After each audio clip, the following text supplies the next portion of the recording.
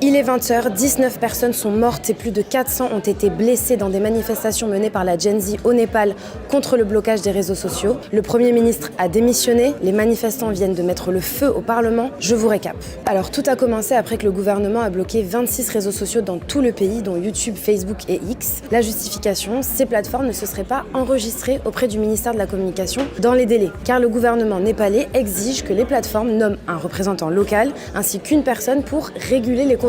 Donc seuls quelques réseaux sociaux comme TikTok ou WeTalk qui se sont enregistrés n'étaient donc pas suspendus. Et pour les manifestants, cette décision est une décision arbitraire qui traduit les pratiques autoritaires du gouvernement, qui chercherait surtout à limiter la liberté d'expression dans le pays et à contrôler les réseaux. Cette suspension a donc provoqué la colère et la frustration et plusieurs manifestations menées principalement par des jeunes ont eu lieu dans plusieurs villes népalaises. À Katmandou, la capitale, un cortège de plusieurs milliers de personnes a défilé ce lundi dans les rues pour exiger le rétablissement des réseaux et dénoncer le fléau de la corruption dans le pays. Sur TikTok, de nombreux utilisateurs ont posté des vidéos pour mettre en cause la vie luxueuse des politiques et de leurs familles, et de leurs enfants notamment. Dans la rue, la répression des forces de l'ordre pour empêcher les manifestants de se rapprocher du Parlement a été très violente. Gaz lacrymogène, canons à eau, matraques, balles en caoutchouc et tirs à balles réelles, selon des journalistes de l'AFP et des témoins. Les derniers chiffres communiqués par un porte-parole de la police font état de 19 morts et plus de 400 blessés. Les Nations Unies ont demandé l'ouverture rapide d'une enquête transparente. Amnesty International exige également une enquête sur les circonstances de l'intervention des forces de l'ordre. Et suite à ça, hier soir, le gouvernement du Premier ministre KP Sharma Oli s'était réuni en urgence et le chef du gouvernement s'était dit profondément attristé. Il avait promis qu'une commission rendrait des conclusions sous 15 jours pour empêcher que de tels accidents se reproduisent.